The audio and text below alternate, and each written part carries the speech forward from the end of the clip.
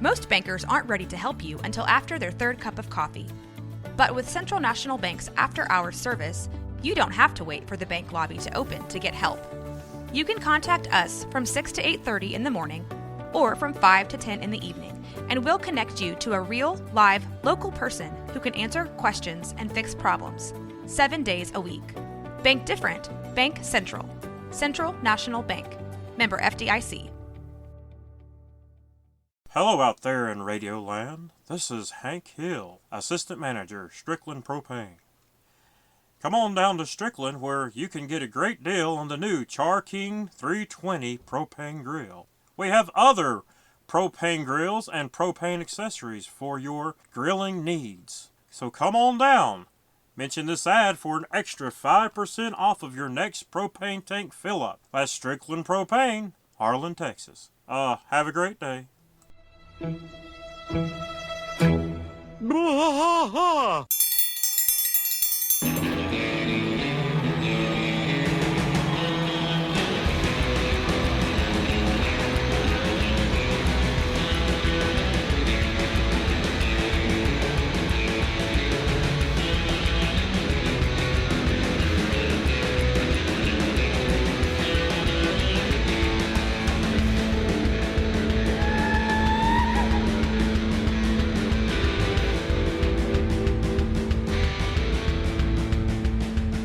I tried to fight all through the night, deep in the heart of Texas.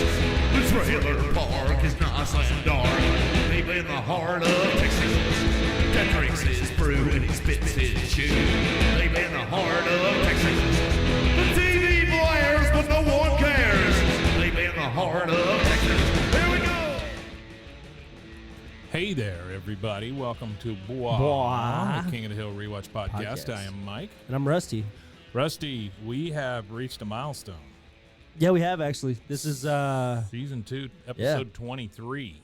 We're on the tip top or the rear or the end of whatever you want to call it, the caboose. Is it the tip top or the caboose? I don't know. We're somewhere at the end of season 2 here. Yeah, Man, this is the end of season 23. 2. Yeah, the absolute, well, I guess if you don't count Friday, the next episode you hear will be season 3. Season 3. That's amazing. And, I want to kind of address this. It's a buttload of episodes is what that is. Yeah, it's a buttload of episodes for sure. So I want to kind of address this. And I did some research over the week. Okay. And in my research, I was looking at other King of the Hill podcasts and kind of seeing where everybody was at. And, Sure.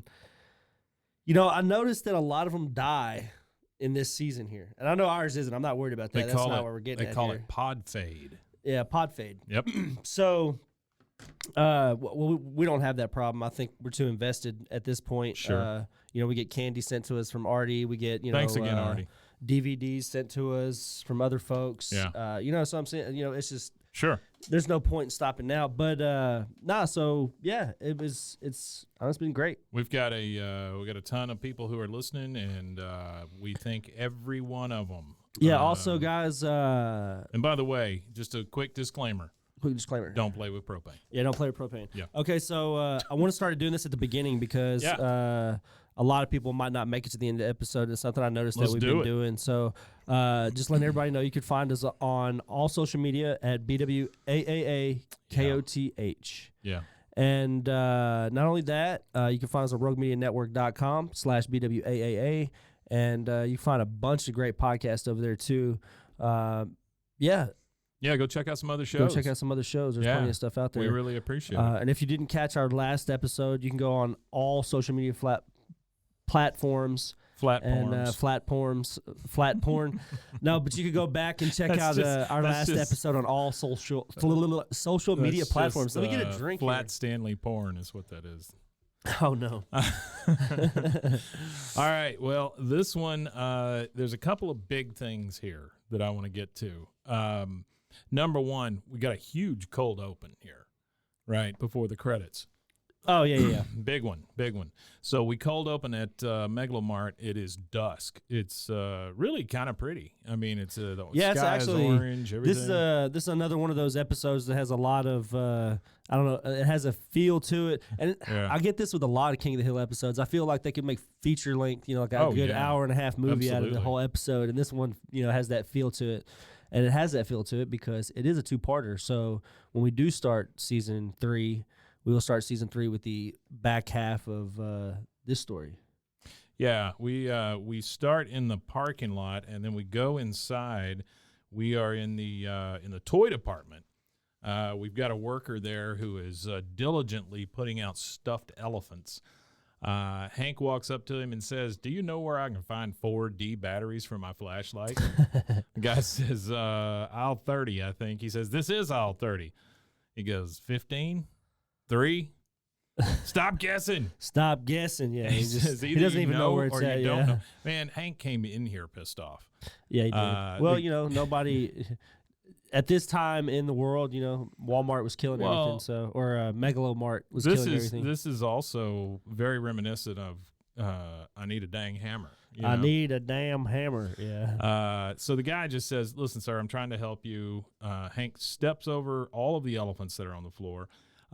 He is looking down the aisles, which I have done at many of these mega stores. Yeah. Just He sees somebody and yells after her because it's literally what you have to do.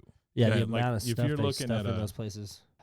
So if you're looking at Walmart or a Home Depot or a Lowe's or something like that, man, good luck finding Yeah, it's somebody just to help you. ridiculous. Good well, luck. well, yeah. I don't even ask, especially at Home Depot. So- it's like I know more than you. Quick aside, in the toys, I noticed a game called Captain Crash, Oh, Captain Crash. a game called Music Game, which I'm sure that one's fun. That sounds like a lot of fun. Music yeah. game. Music game. And then also back on the walls, you had dolls, teddy bears, and the guy's holding the stuffed elephant. Like I said, Hank is out in the middle of all of the aisles now, right under the sign that says tissues, paper towels, and lotions. Lotions.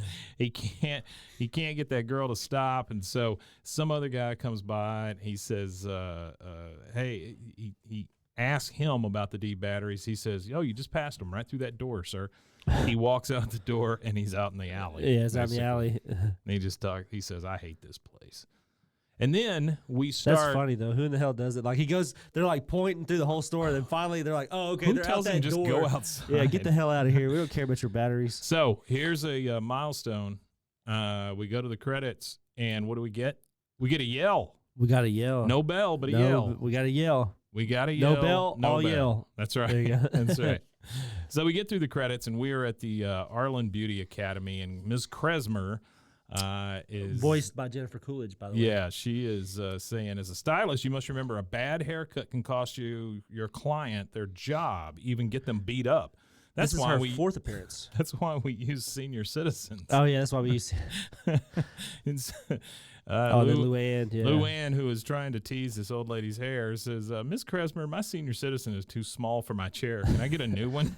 Yeah, it's Luann, please. Some of them can hear you. Some yeah. of them can hear you. She says, "Step into my office," and this is where we get the back and forth with Luann and Miss Kresmer. She says, "I haven't received your tuition check for this trimester." Oh, really? I mailed it, says Luann. I mailed it. You did? Well, that's good, because if you hadn't, I would have to suspend you. But since you did mail it, why don't we just sit here and wait Sit until here it and comes? wait. Yeah. And then there's just this awkward, Really awkward shifting of silence, eyes. yeah. Yeah. And she goes, "I didn't mail the check." So I didn't mail it. we're back out in She's front of. broke as hell. She is broke as hell. What is she gonna mail to you? We're back out in front of the Hill House, and Buckley is there dropping Luann off in front of the house on his motorcycle. She says, "If I don't pay my tuition, I can't go to beauty school anymore." Can you believe that? Like, Yeah, and like then he goes- She guesses it's just free. I don't know. Yeah, and then he goes, "Can you believe that?" Oh, yeah, she goes, "Can you believe that?" And he goes, "How much was it again?" And she goes, $300. All I have is $400, and that's going towards my new trampoline. My new trampoline. I mean, the trampoline I have now is good, but yeah, that's such a jackass. Well, it's different if he wouldn't have said nothing, but he literally asked her, "Hey, how much is it?" How much- Oh, that sucks. Yeah, I'm She- sorry about that. She goes, 300. He goes, "Well, all I have is 400. "Yeah." Well, number one, that doesn't make any sense. And then, yeah, he's gonna buy that second trampoline, which you've made it if you have two trampolines. Yeah, that's it. What, My what was wife he gonna and do? I- Like stack them on top of each other? My wife and I had two trampolines at one time in our backyard. We had the 5 kids All, Oh, so you had to all have 2 teenagers. trampolines. So I just watched Facebook and got 2 trampolines out of it. And, Oh, that's good.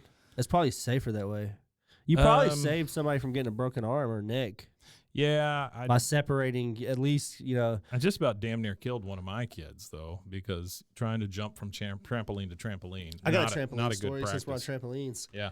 I broke my arm severely when I was 11 years old on a trampoline because of too many people being on it. And you know how they would double jump you, so they Yeah, would push the yeah, trampoline sure, down and it sure. would bounce you up. Mhm. Well, that happened to me, but I was doing a front handspring Oh. while I was doing it. So my arms were like this, and then Uh-huh. the trampoline rebounds into my arm Oh. while I'm going down into it. That'll do it. Full force. Yeah. And my arm was in an S. Oh. Okay, and That's not the natural. no, it's not a natural shape for your arm. shape of And the of course, arm. we're broke. We didn't have insurance or nothing. So when we go to the doctor a week later for the swelling to go a down, week later. we go to the doctor a week later. So my arm is in an S shape for a week. So we go to the doctor. That's The terrible. bone specialist says, "Well, hey, I could just break it right now and reset it for you." Yeesh. And my mom's like, That's what you want to would hear. you offer it? Like she was kind of like, would you offer us that if we had insurance? Like, or would you Yeah. just go straight to the second option? Because the Yeah. second option was sedating me and Sure. figuring out how to pay for that. But yeah, Sure. we opted to be sedated because I wasn't gonna have them. He said, "Yeah, I'll fix it real quick," and it was in like this big S shape. Well, I mean, sometimes that's what they have to do, and I'm assuming they sedated you and then did that. Well, in Vietnam War, maybe like in war, like setting a combat like Well, break. maybe on a farm, On a or farm, something yeah, like maybe. that, I don't know. Maybe you're on a farm. I was it was painful. It was a painful. I bet it was painful time. So 11 too. Like it was 11 years old. Like that was really painful for a child to have It to go sounds through. like it shaped you. Yeah, it did. Luann says, "Okay, Buckley, good in an night." S shape. And she kisses him on the cheek. We go back inside, and we've got Hank and Peggy, and this is my favorite scene in the entire show. Okay. Hank and Peggy are sitting there in their TV chairs, watching TV. And she says, "Okay, Yeah. Hank, try turning it back on." And then you hear the commercial come on and say, "Because feeling fresh is important to women." And Hank's just like, "Whoa." Whoa. And so, and then you hear Bobby in the background, "Dad, can I come back in now?" "Not yet, son. Stay in the kitchen."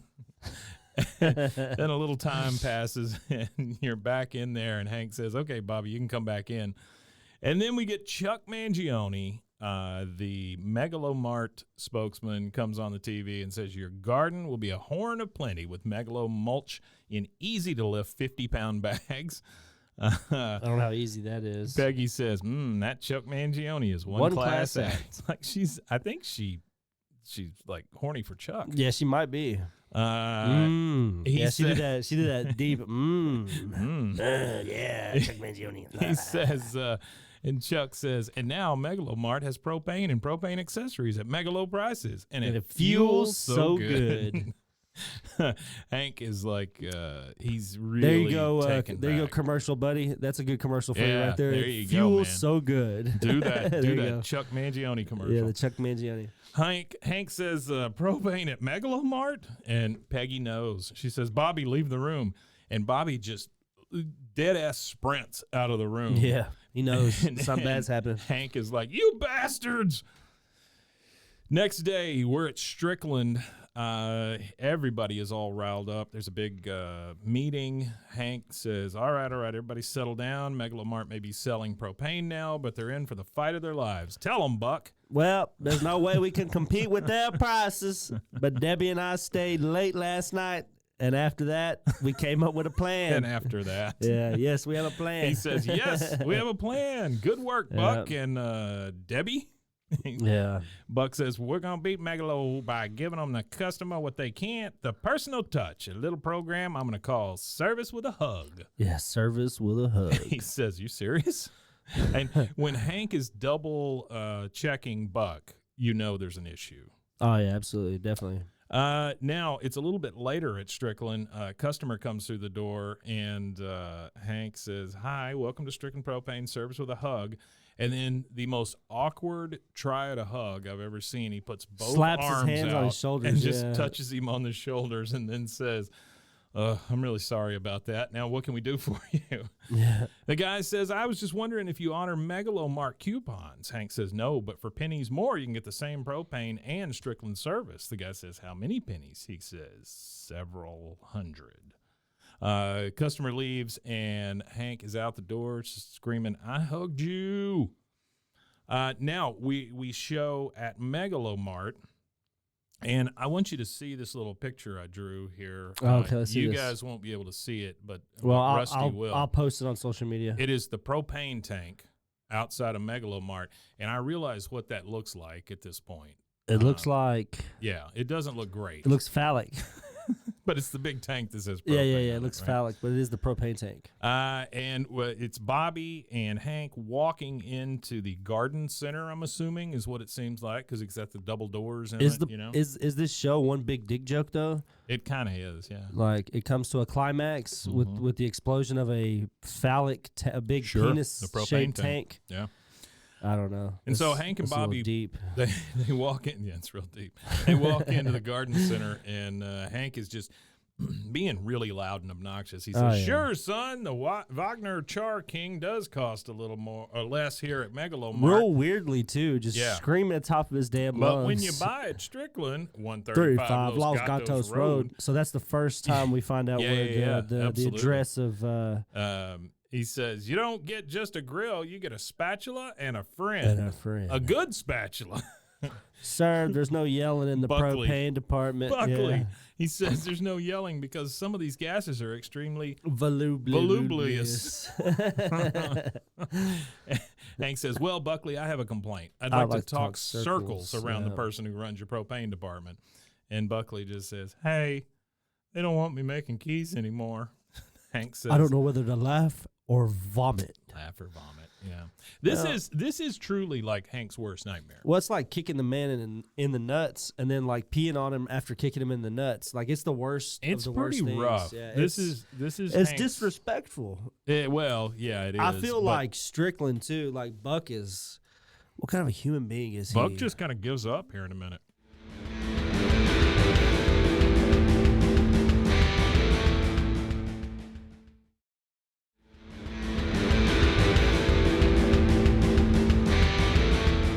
The next scene we see is they're grilling hamburger patties, really pressing down on them, by the way. Yeah. And that's how you lose all the juices. All the juices. You don't Yeah, push them You down. don't push no. them down. You don't, and then you don't flip flop it too much either. Yeah. Dry it out. Hank said it's all four guys, and they're out there cooking some hamburger patties. And Hank says, "Say, I want to thank you guys for continuing to buy your propane from Strickland. You're about due for a fill up, Dale. What's it been? 5, 6 cookouts?" Dale's like, no, I'm all set. He's getting real nervous. Yeah, he's getting really nervous. Hank says, that's odd. And he's looking down at the tank. He says, the gauge must be broken. It says your tank's full. And then the sticker comes off, and it says Megalomart under it. And then Hank asks, Megalomart? Dale And Dale's screams gone. and goes over the fence. I mean, he is just, pew, he's Super gone. gone. He's gone. He reminds me Well, of, see, and that's the thing, too, is Strickland isn't just an individual, like, Yeah. selling just by the tank. right, They're an industrial and the commercial provider of propane. So, they're a friend.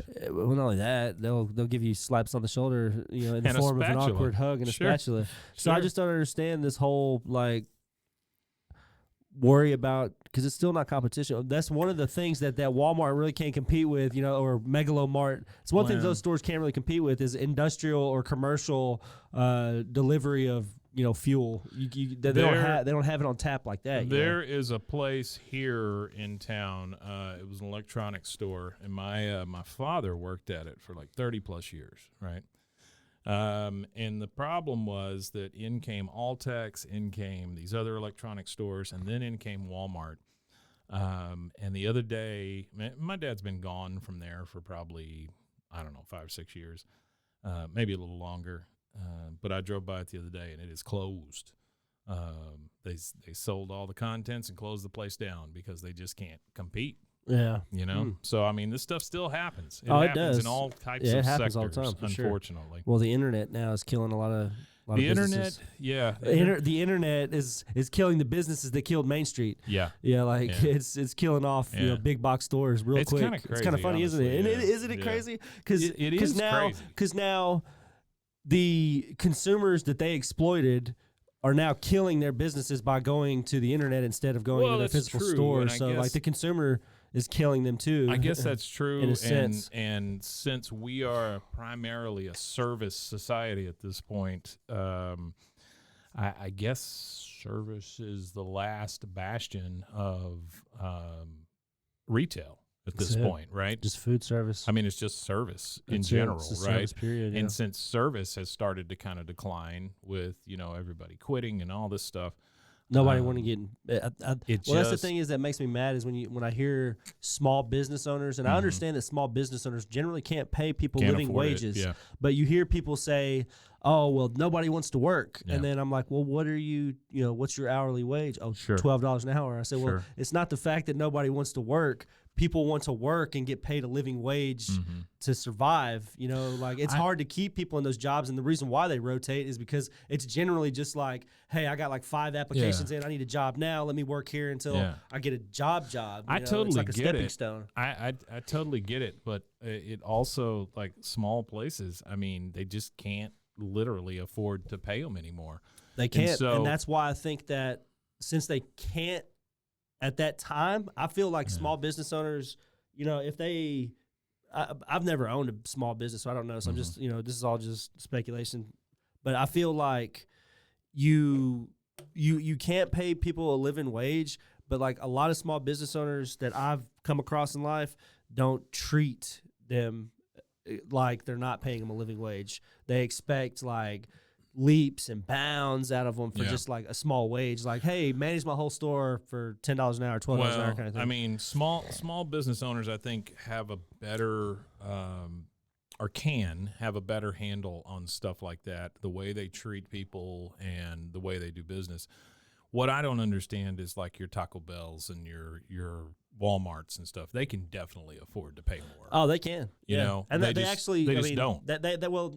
They have recently went up on things on pay and places. I don't like know that, how they're but- paying the Taco Bell employees. I just know Taco Bell's always closed around here. Yeah, I remember that. Can you guys hear me? Okay? Mason. Yeah, turn it up a little bit, Mason. Yeah. I remember. And it's not Taco, but I remember Panda about. Mhm. I want to say last year raised their base pay for just like regular cook Right. to went up to 12 Yeah. for a while. Yeah. I think it's still there. I don't know what Taco, but I'm gonna look it up. While I'm It's here. just kind of crazy, Yeah. when I know a lot when of you start places. thinking about it. I mean, these are national companies that make multi-million-dollar commercials. They can afford to pay. Well, not people only more. that, it's all the government subsidies and stuff that go to Well, all these industries. And then on top of that, you've got these poor franchise owners who bought into this giant system, thinking, I'm going to make a lot of money and supply jobs for folks and things like that. And then it's kind of it's a catch-22. It's all kind of crashing down on them. According to Indeed, and this is just a quick Google search. A kitchen team member will make just under $14 an hour. Mm. A cook, $14.60, Mm-hmm. and a service worker.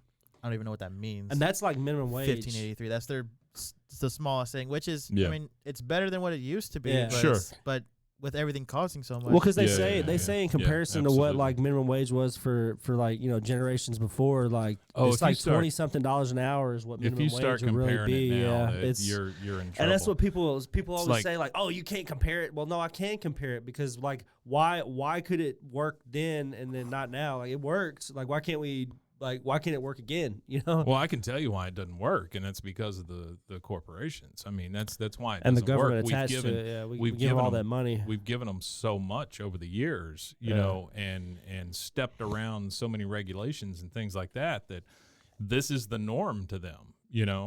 Not paying people based on the economy. That's just been the norm. Welcome to the corporate collusion with Mike and Rusty. Yeah. So the sticker comes off. Dale dives over the fence, and now we're back in the Hill House at night. This has got to be a common scene. Hank and Peggy in bed. This time they both have pads of paper and pens out, Yep. feverishly taking notes and writing things down.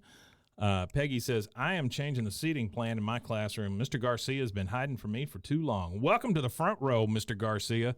And then she asks Hank if he's listening. He says, I got to come up with some kind of battle plan. We're hugging our way down the crapper here, which is a wonderful phrase. That is a wonderful phrase. We get a knock on their bedroom door, and Luann says, Uncle Hank, Aunt Peg, can I come in? Hank says no. Peggy says yes.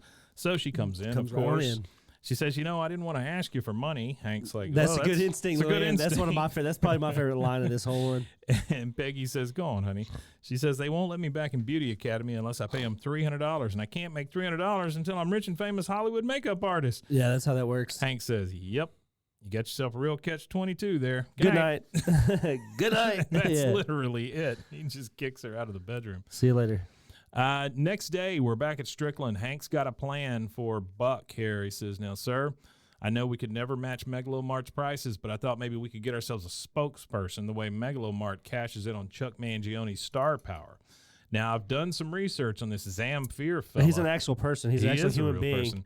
And that was the fact checker. He got me lined out with some facts on him. So he did the Mr. Miyagi, was it Karate Kid? Uh-huh. Yeah, he did the Karate Kid score. Pan flute. So He's a pan flutist. Zamfir has been around for years and years. Which I think that's really funny that they have a pan flutist as a compliment to Chuck Mangione with the flugelhorn. Yeah. So Zamfir he's 81 years old. Okay. Also, he's still with us then. I remember seeing commercials for him on TV. Yeah. And they always called him Zamfir, the master of the pan flute. Zamfir. Yeah, and it was just a lot of that stuff, right? Yeah. A lot of flute music.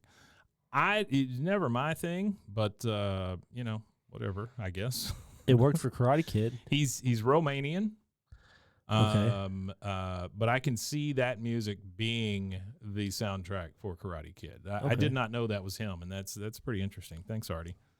Anyway, he says, I've been doing some research on this Zamfir fella, and I found out he's sold more albums worldwide than the Beatles. His music's better, too. His music's better, too. Buck says, Hank, it's too late. I've decided to shut down this branch of Strickland Propane. What? No. We can't give Yeah. up.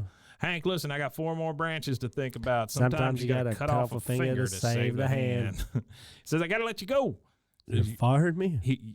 Is this the second time Hank's been fired? No, he quit the first time. He quit the first time. And then he got put on probation. Mm-hmm. Said, I can't even afford to give you a severance package, but you can have 5 minutes at the office supply cabinet. Such a jackass. I would have took the whole cabinet. I would have took everything in it. Joe Jack, who's behind him, going through the cabinet. Make a basket out of your shirt, honey. Make a basket out of your shirt, honey. I like him. He was one of my favorite voice actors. Who does that voice? I don't know who does Joe I can't remember. Let's see. I got it right here. So we're at night in the Megalomart parking lot. Toby parking Huss. lot. Oh, Toby Huss. Yeah, Toby Okay, Huss. that makes sense. I thought so. I thought it was him. I just didn't want to be wrong. Artie would have got me. Hank pulls up to a closed Megalomart in the parking lot, and he is pissed. Gets out of his truck and just starts chucking batteries. Them. Okay, so when I first saw this scene again, batteries. I couldn't remember what he did. Mm-hmm. I don't remember if he broke something or anything like that. I thought he was going to throw. I was going to start throwing stuff through the door. Mm-hmm. No, he's just chunking D-sized batteries at him. He says, "Take your damn batteries back. Take them back, bastards. I don't want them. You can have them." And then he's chunking them. He just realizes he's like, I'm still throwing batteries. He's like, damn, that's a lot of batteries for $4. Boy, you get a lot of batteries for $4, bastards. So next thing, we are at home. And he's pouring Hank, some thick ketchup. He is pouring out everything down the drain. That is the biggest damn ketchup bottle I've ever seen. He is pouring ketchup down the drain. Well, that's why everybody in that house is portly, because ketchup is super a lot of sugary. Sugar. Yeah, it's got a lot of sugar. Has hardly any tomatoes and a lot of sugar. Yeah, a lot of sugar. Bobby comes in and says, "Dad, what about this big box of tissues?" He says, "Is it from Megalomart?" "No, but it was touching something that is." Throw it out. Throw the whole house away. Peggy, who looks about as frazzled as I've ever seen her, says, "Well, folks, there's no chance in hell we're going to lose this house because I've spent a lot of time thinking and preparing us for this exact moment." You what? Hank's like, "What?" Hank, She says, I married you for better or for worse. So during the better, I planned for the worse. I saved all our old curtains so that I could make some clothes for Bobby. We will grow our own vegetables and we'll eat carrots for dessert. And Bobby is looks just like, pissed. "Oh, I thought you said we were Yeah. going to be okay. He doesn't look good. She says, from now on, I'll be the breadwinner of this house. Not Hank, that you're the bread loser. Hank looks But it's funny pissed. though, like that is a kick. That is almost worse than not saying anything at all. Yeah. like you might as well just Well, that's not even Peggy. say it. But That's definitely Peggy. Yeah, She's- that's a she's really worse asshole thing than- to say. Well, you're not the bread loser either, though. So don't think I'm calling you the bread loser. Peggy is definitely always Oh, the man, should have just Peggy. said nothing person. She Yeah, says we're she all is. winners here. As big as her foot is, I'm surprised it fits in her mouth. It fits in her mouth a lot. You're Yeah. right. Then we hear a bunch of Spanish music playing. Hank, Bobby, and Luann are watching TV. Yeah, Hank's, was the Pope holding that gun? Hank's got the paper out, and he's looking through what we're assuming are the want ads. And he does. He asks them, he says, why is the Pope holding that gun? And Luann says, that is not the Pope. It's Monsignor Martinez. And then we hear Vaya con Dios with the gun firing. Hank finds an ad in the paper. He says, wanted one hardworking man to replace 4 who weren't. And he says, stop looking. You found him. It's not great, though. No, not great at all. Not great. So now, Not great at all. now we're at the Motel Arlen. The L has fallen off the sign. It's looking rough. Yeah, and we see about 7 people in a room, 2 guys up front, bunch of boxes behind them. They do have this big sign up with a dollar sign and a mark through it, which I don't know what that means. I don't know what that means Okay. either. What do they call this? Like mid-level, like something This is marketing, multi-level multi-level marketing. Yeah. marketing. So- which is just a scam. Multi-level marketing or pyramid scheme or whatever you want to call it. Yeah. Basically, the only people that get rich off that are the first ones. Yeah. And then you're supposed to, sell knives to your friends, your neighbors, your family, and then they're supposed to get their friends and neighbors and family and all of this stuff until there's nobody left. So everybody's selling knives. When this is a warning from me to anybody who's listening. If you hear anybody talk about Cutco. downline, upline, Cutco. How about this? How about Amway, this? If you're invited to Nope. a motel a motel room and they have boxes of knives, or a motel conference or a center, motel conference Yeah. center. which I did write down Yeah. that they have the striped wallpaper in there. Oh Like yeah, the old yeah, 80s the old type- 80s yeah, stripe yeah. wallpaper. So you got these 2 guys up front, and he says, "You'll notice that the door on the left is open, and if you're not interested in making money, I want you to walk out that door because this is not for you." Have you ever participated in anything like this ever? Oh yeah, absolutely. So been to a lot of like timeshares, things Oh, I've like seen that. timeshares. right? Yeah, I've seen the timeshare thing. Same kind of thing. You get they've got one big winner who wins a TV or something, yeah. and then Isn't it everybody else. timeshare where you pay like $10,000 a year to sleep somewhere for like a week? Yeah. Yeah. Everybody else gets a box of knives or whatever. So one of my favorite movies, Glengarry Glen Ross. Glenn Ross. That's what it is. this guy here just said. Yeah, Seth, it's based on one of a our super fans, Seth. It's based on a David Mamet play, and it is just all dialogue. But one of the things they talk about is, somebody's going to win a Cadillac. The second place gets some steak knives. Third place gets fired. So that's how they run the competition there. But anyway, these 2 guys are up there in front of a bunch of boxes. Hank says, "Can I just ask what we're selling?" The guy says, "That's a very good question. You'll be selling opportunity." There's a red flag for you, That's too. super red Anybody flag. who ever says that, run the other way. Oh, And that's funny. then this is the Yeah. this is the reddest of all Give me flags. $300. I'll give you a box of knives. He Sell says- these knives. He says, Yeah. with your initial investment of $300, you can make up to $60,000 or as much as $200,000. It's up to you. Whenever they tell you it's up to you, you're screwed. That is That's not a it. job. Nope. That is a sales pitch. That's a sales pitch. So everybody in the room starts clapping and chanting, you. Yeah. Hank says, what's in the box? And the guy says, well, all right, Eager Beaver, it's time for us to tell you what's inside. Inside each one of these boxes are 24 smaller boxes filled with dreams. Hank says, oh, God, we're not selling steak knives, are we? The guy says, Yeah. guy says, He knew right away. Yeah. guy says, not we, you. And everybody just starts clapping. You. Ugh, gross. Yeah, I've definitely been in the middle of some of those. I fortunately haven't, because anytime somebody said, "Will you give me $300 to do this?" Well, that's I the was thing. like, "I don't have $300, bro. Can you just give me the knives and That's let me why show you're you?" looking for a Yeah. job, you know, Yeah. because you don't have $300. But a lot of this stuff is like brainwashing. You It know, is, They get you in yeah. there and they talk and talk and talk and get Give you you a going free and meal. going and going, and then all of a sudden you're giving them money. Anytime they offered a free meal, though, I'd show up for something like that. Like, hey, we'll give you a free Well- steak dinner if you show up to the. I'll be there. Yeah, And that's I'll why show I up. go to the timeshare to get whatever they're giving Whatever me. they're giving know? you, I'd yeah. listen to a sales pitch, but I'm gone after that. Now we're back at the Hill House, and Lou Ann is really studying on the couch. She's got the propane textbook out, and she says, "Uncle Hank, what's a BTU?" He says, "British Thermal Unit." Oh, so there's no bacon in it at all then. Yikes. He says, "Lou Ann, That's I terrible. think you picked up the wrong book. That's about propane." She says, "I know," and she just giggles.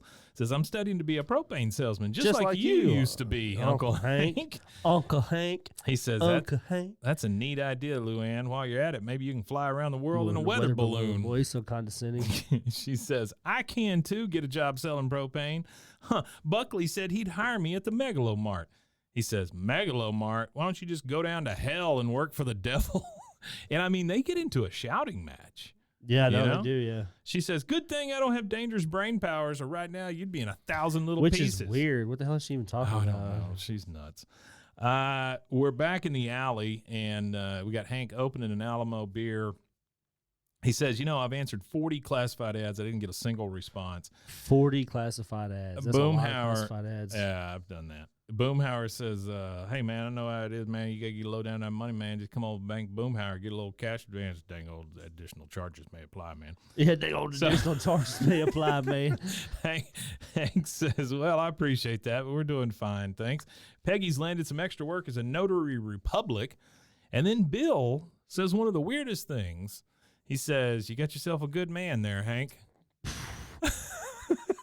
I think it was a joke, and it was There a is- bad there- attempt at a joke there because is the a- second Hank looks up and says, Oh. "What'd you say, Bill?" He's He's like- across the street and Well, he's struggling trying to climb. to jump the yeah, fence. he's struggling yeah, to climb falls the off fence. of it. Falls off of it, yeah. Pratfall. Hank is, he did not like that one bit. Nah, he didn't. Well, I don't blame him. That's a good man So- you got there, Hank. It's a fucking jackass thing to say to a man that's kicking him while he's down. We're back in the kitchen, and Bobby is helping Lou Ann study for her big propane exam. He says propane is A, flammable, B, non-flammable, C, all of the above. And she's like, well, you can't eat propane. Definitely can't eat it. Hank is in there making a sandwich, and he's just so he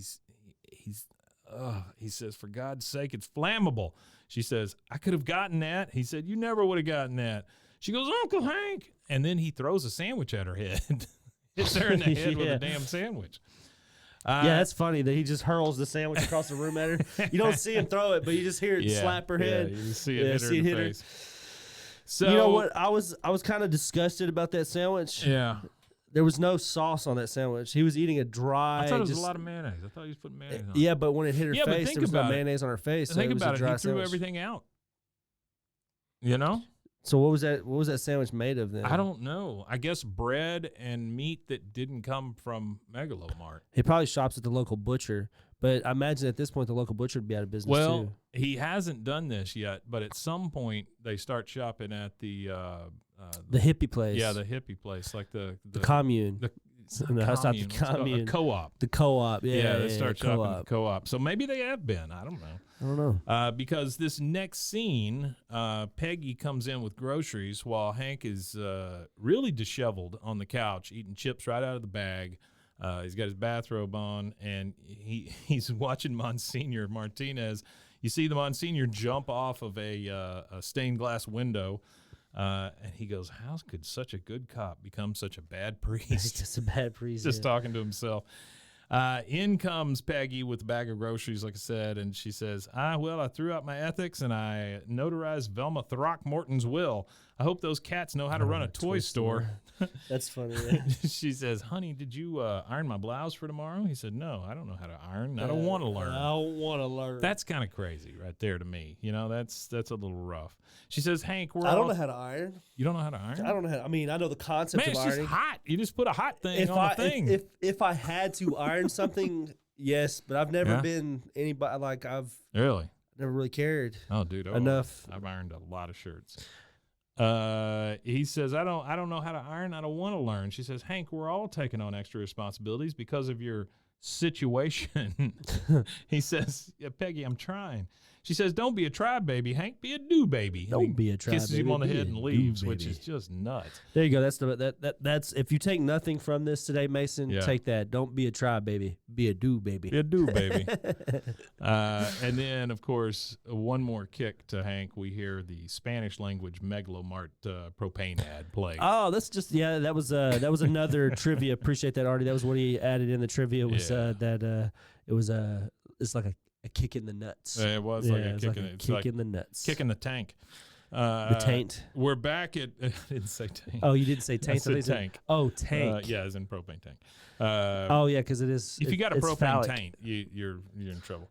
Now Should be methane, right? We're- Methane taint. we're back at the Megalomart. Luann is like, here she goes. She's going to go interview for a job, and she's talking to herself as she's walking through the store. Come on, Luann. No job, no Hollywood. You can do this. Remember, BTU, British Thermal Unit, no bacon. BTU, no bacon. Yeah, she comes across Buckley. Hey, she says, I'm ready for the test, Buckley. I just pushed everything out of my head except propane. Well, you know, and how to get here.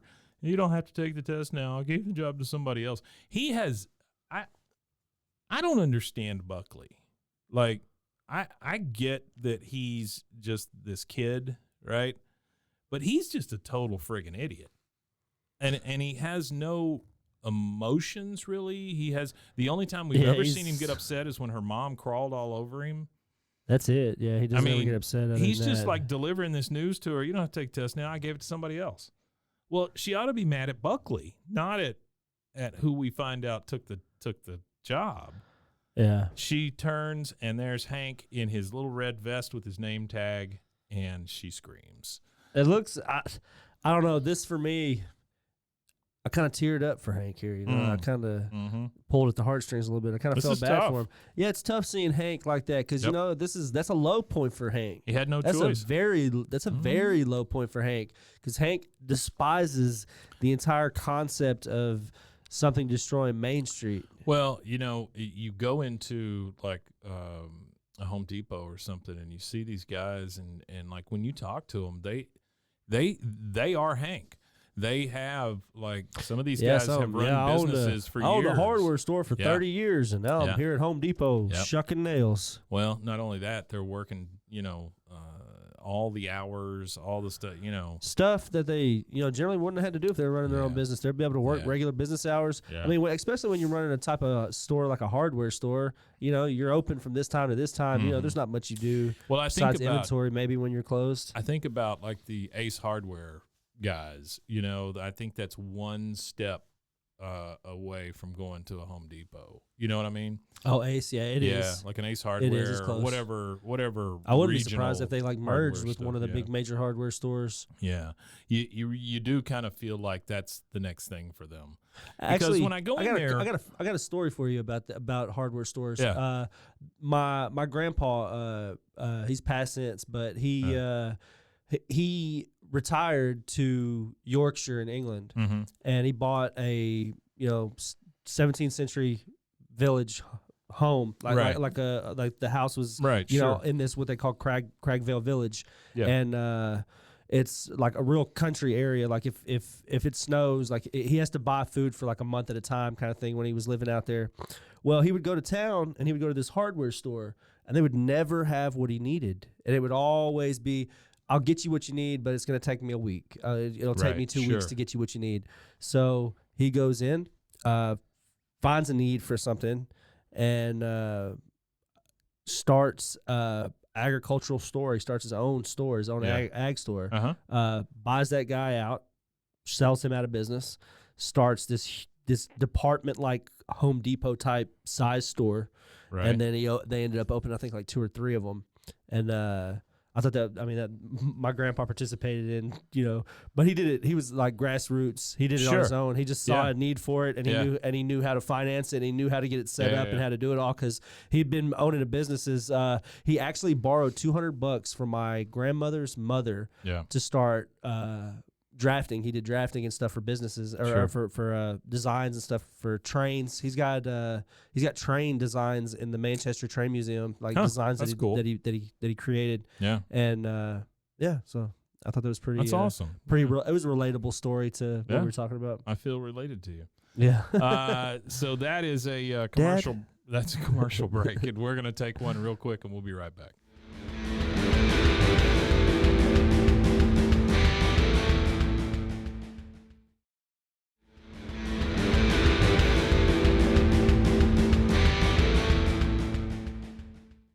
All right, we are back at the Hill House. Luann is really pissed off at Hank. She's like, so I guess you think you're going to work right now off to sell propane in your fancy vest.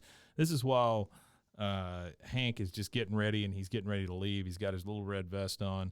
She goes, I hope you like walking, though, because I took your car keys and I flushed them down the toilet. And she just laughs and laughs. Jumps in the car, he just starts gets in the car it and up, goes, drives off. And then out comes Peggy and says, Have you Luann, seen my car keys? Yeah, so I guess she flushed the wrong one. Now we're back at Megalomart, and Hank is at work. Buckley says, "Oh, you know something about propane?" He goes, "I was a manager at Strickland Propane for 15 years. Anyway, here's your tag. You got to wear this at all times." He gives him the little tag that says, "Please forgive me. I'm a trainee," which. God, that's it another. Just keeps getting lower and lower and lower. That's right. Like they just keep kicking him. I don't know. When the dog's there laying, just let him lay. Guy walks up that works there, and he says, "Hey," and then Buckley says, "Hey," and we find out that it's Ron. He says, "This is Ron. Hello, I'm Mr. Hill, 15 years experience in propane." Ron says, "Wow, that's amazing. Hey, you know what?"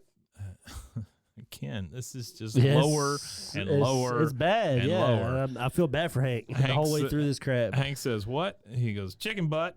He goes, "You know what that means?" Hank says, "No." He goes, "What?" He goes, "Chicken butt."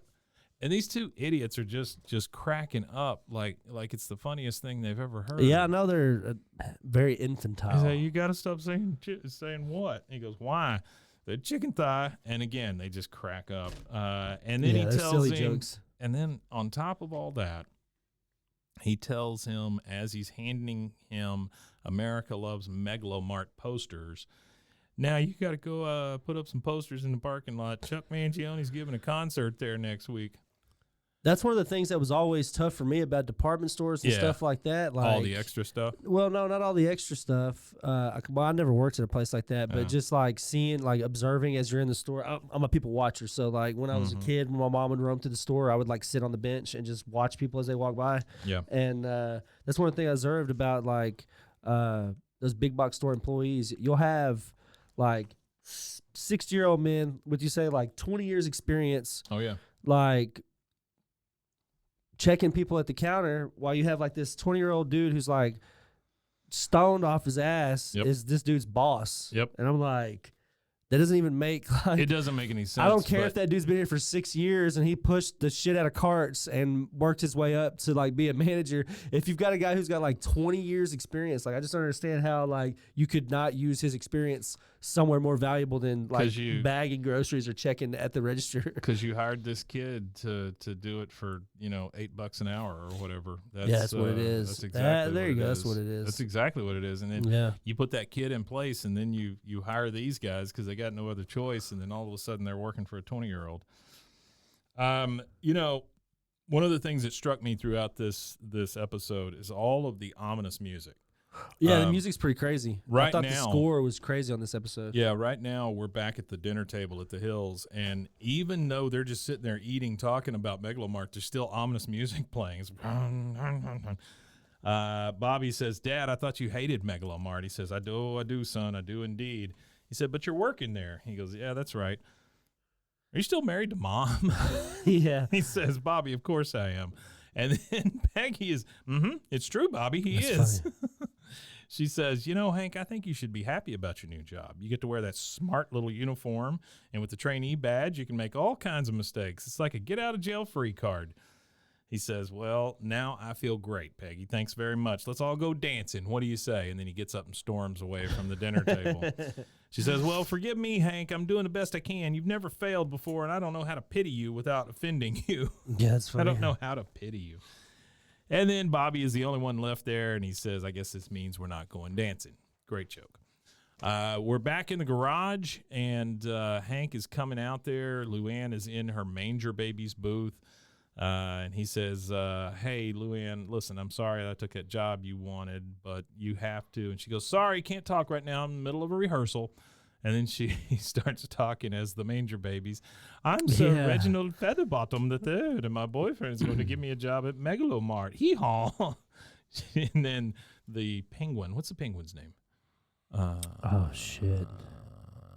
I don't remember what the penguin's name is. Penguin says, no, he's not. I'm going to make it and give it to me and ruin your life forever.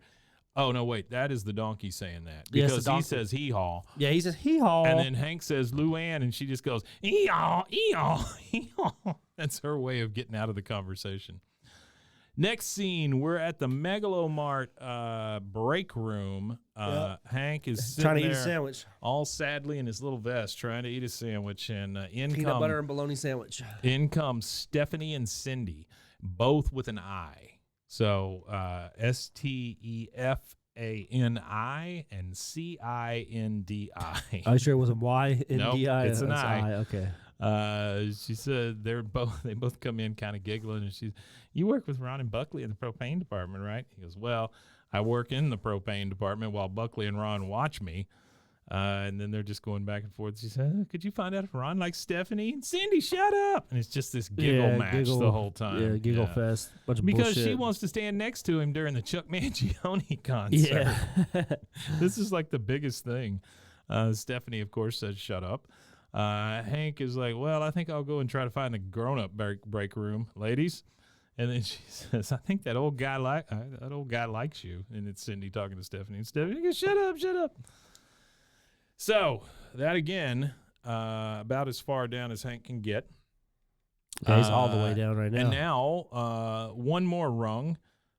He is there blowing up Chuck Mangione balloons for the big concert. Old man comes in and just pops it. Hank is basically the greeter at this point. Yeah, I don't know what. Like, I don't understand how you go from propane to greeting. He goes, "Hello, America loves Megalomart," and then, like you say, the old man just busts the balloon. Yeah, pops it with his key.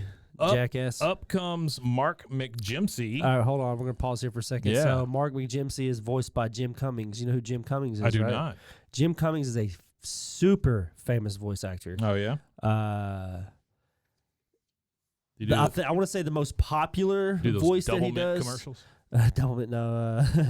No, I want to say the most famous voice that he is probably known for would be, let's see, probably Woody the Pooh.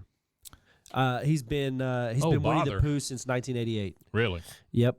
He also he was an understudy for the guy who did Tigger, and overtook the guy and fully replaced the guy who did Tigger, in the 2000s. So he was a Tigger understudy and took over for Tigger in the 2000s. Good for him. That's great. And he voiced Taz in the Tasmania movie. Hey, wait a minute. What do you got to do to voice Taz? You just, I mean, is that it? Is that the whole thing? I think so. I'd imagine, but it's still hard. You got. I did it. It's got to have a certain sound. Can't you just replay that every time? I guess so. I guess you probably could. Yeah, probably to justify the purchase of the actor, you gotta make him do it like every single time. Well, I guess if it was a Taz, you said it was a Taz movie. Yeah, called Tasmania. So yeah, maybe he talked. It was an animated series. It was from 91 to 95. No, he does talk in there. He does talk. He doesn't just He does actually talk. He also did the voice of Scar in The Lion King. Okay. There was actor Jeremy Irons. He's the voice of Scar. He developed vocal problems during the recording of the song "Be Prepared." So that in the essence, to save his voice, they let him go back to just doing the voice acting for the movie. And Jim Cummings came in and sang the rest of it out. He sang that part and Ed the Hyena. I wanna get to the point. That's kind of funny. I want to get to the point in my life when somebody comes in and stunt sings for me. You know? Oh, he did. Cat on Cat Dog, Dr. Robotnik. He didn't do the dog. He just did the cat. He just did. They were connected. They were connected. Yeah. He just did the cat though. He did Okay. Caw, the snake, Oh, on the TV show Jungle Cubs, which was Okay. which I don't know. In the I've 90s never they seen did that. Jungle In the Cubs. 90s they did that. In the 90s they turned all of Everybody was the a animated stuff baby. into kids. Muppet Babies. Muppet Babies. Baby a Babies. pup named Scooby Doo. Yeah. All that. Yeah. All of that. So we are. Hank has gotten his balloon popped. Mark McJimsey comes up and says, after a while, he said, "Don't take it too hard, Hank. After a while, you hardly miss the respect," which is rough. That is rough. Hank says, "You mean you're the Mark McJimsey that owns Just Break Drums?" He said, "Yeah, I used to own till Megalomart ran all of Main Street out of business. Now I'm just working here in the automotive department, helping feed the beast that killed me." He says, "Do you know Layaway Ray?" He said, "Yeah, Layaway Ray Used to go to his bait shop all the time. This is the guy who burned his Burned place down down, his bait right? shop. Yeah. And then here he goes. Yeah. So there I was, bare ass naked, This sitting is in Layaway a box Ray. of night Yeah. crawlers. Felt kind of funny, but it kept him alive through the night. Hank says, "See, that's the kind of thing you can do when you own your own store. I guess sit in night crawlers." Yeah. Well, he's voiced by Stephen Root. Here, it's just one humiliation after another. Then up comes a manager, which we've never seen. And the guy says, "I've been meaning to tell." He says, "All right, break it up, back to work." And he goes, "Where's your trainee tag?"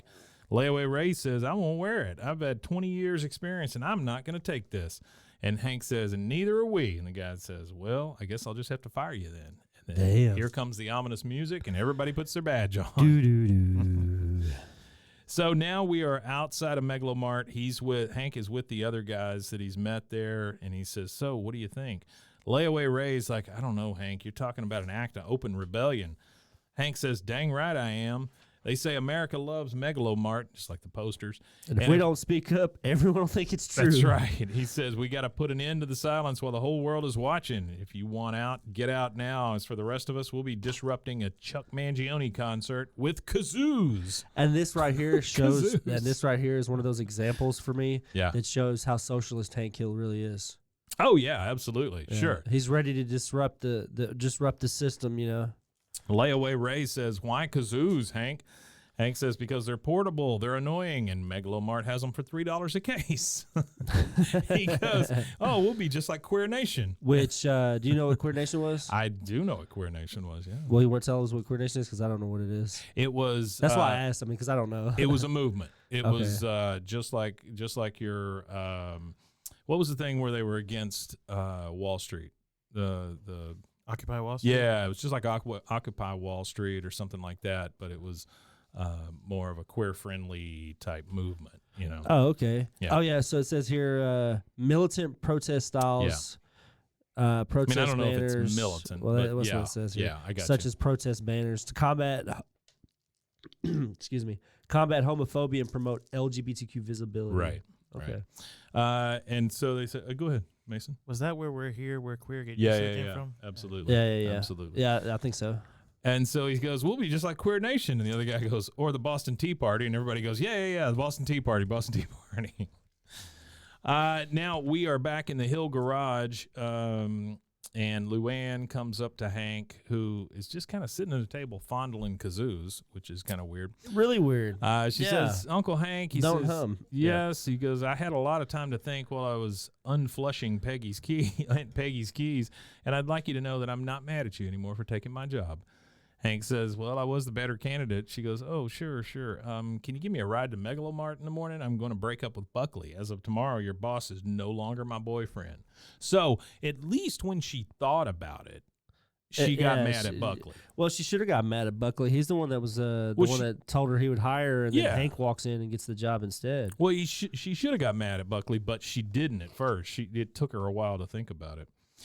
Now we're in the Megalomart parking lot. It's all set up for the Chuck concert. There's a line of people waiting for tickets, which is weird to me because the concert is just out in the open. So, I mean, is somebody working security at this thing? Somebody is like taking tickets and stuff? I don't really understand how this works. Yeah, I think we Uh, missed a scene. Did we talk about the scene where he was dragging the tank? Where Well, Buckley was dragging the we tank. hadn't gotten there yet. Okay, but- I didn't think but- we got there yeah, yet. but we're getting I didn't there. think it was there yet. And so Hank and Bobby and Luann and Peggy all pull up in the car, and Hank says, "Why don't you get us a spot, Peggy? I got a little business to take care of." Peggy, who does often know more than she gives away. She does. She's suspicious of the kazoos. She said, "I saw them." Yeah, she says, "I saw your bag of kazoos. I put 2 and 2 together. After 15 years of teaching, I know a mutiny when I see one." He says, "Don't try to stop me, Peggy."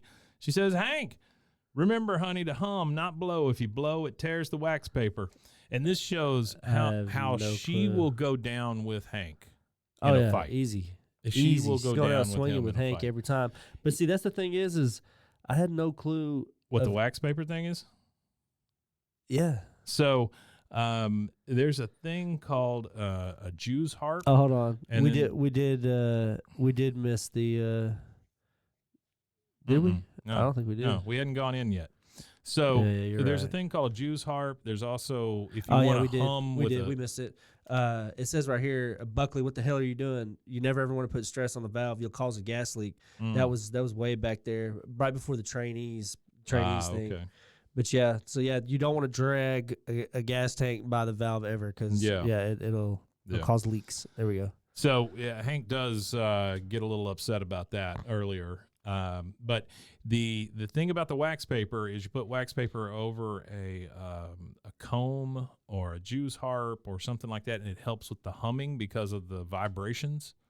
So she's saying with the wax paper on the kazoos that you want to hum, not blow, because it tears the wax paper. The wax paper, which I never knew that they had wax paper inside of them. No, they don't. They don't. People use it in conjunction with it to make it sound to enhance it. Okay. Yeah. So we see the guys again, and Layaway Ray asks Hank, "Where's your kazoo?" He says, "I got something bigger in store for Mr. Charles Mangione."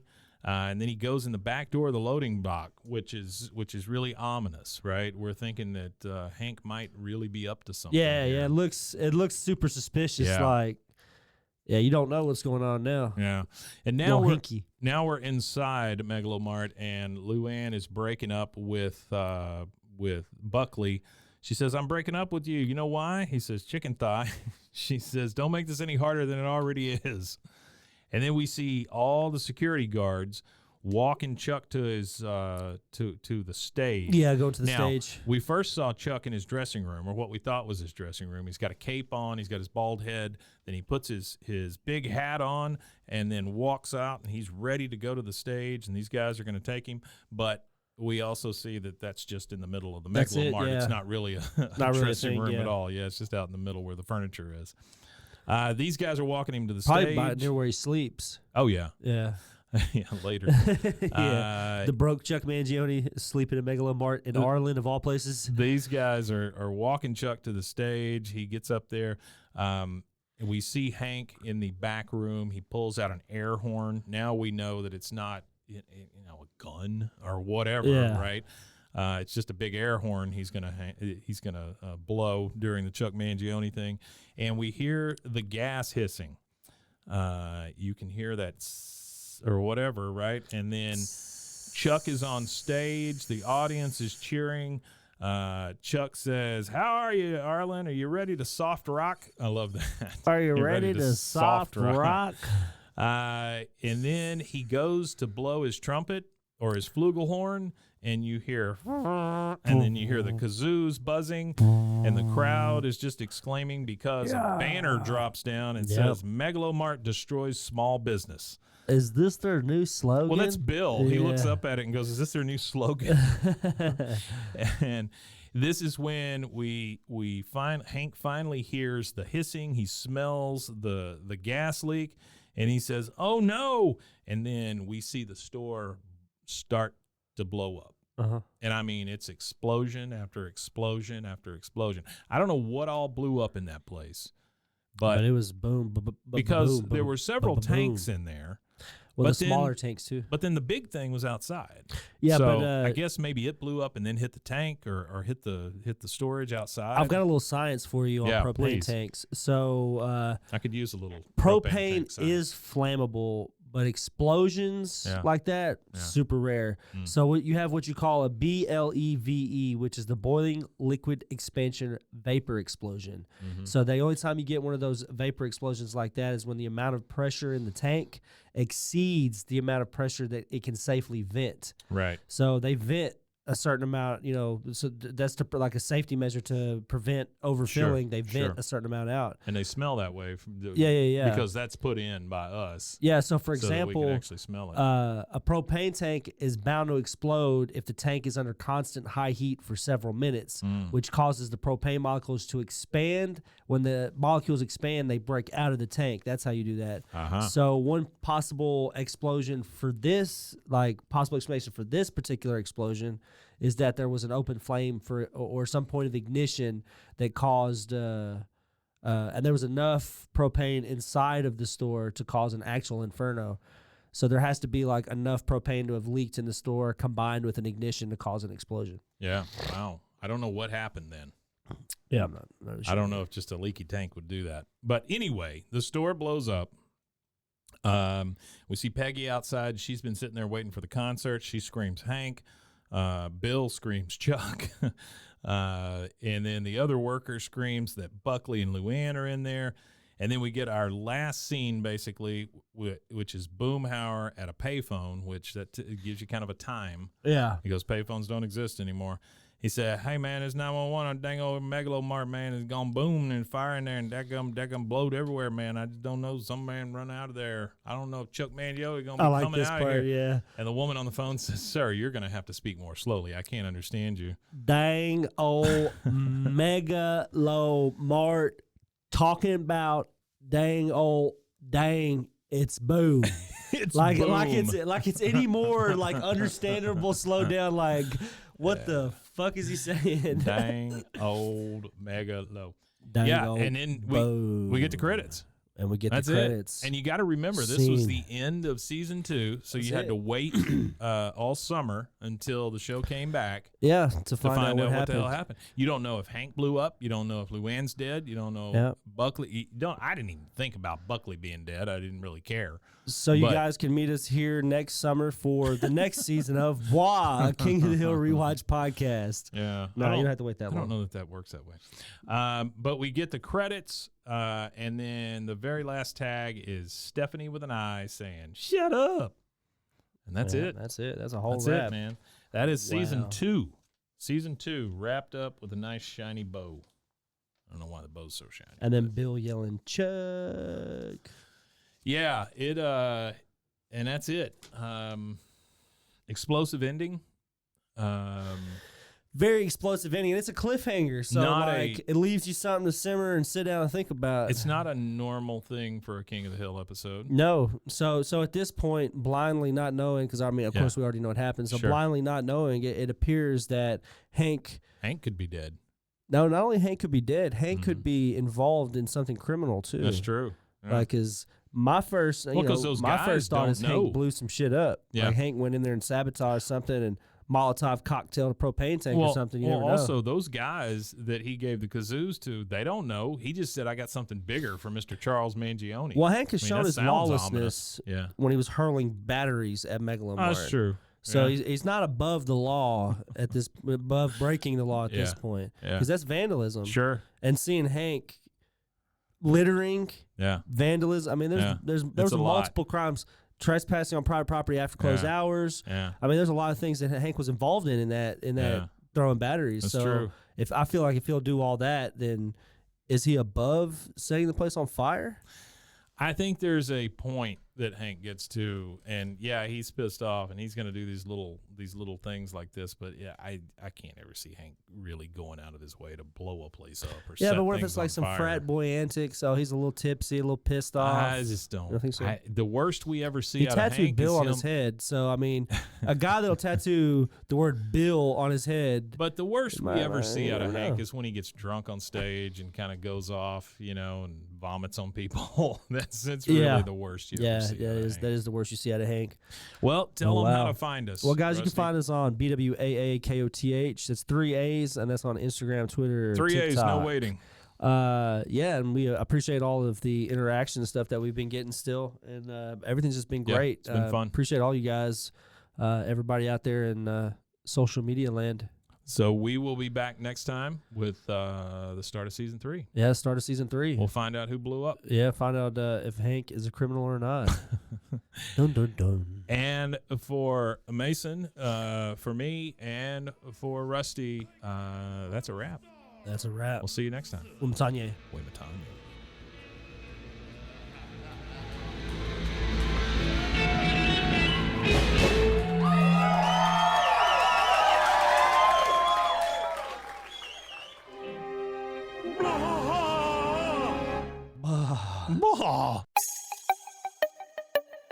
This has been a Rogue Media podcast.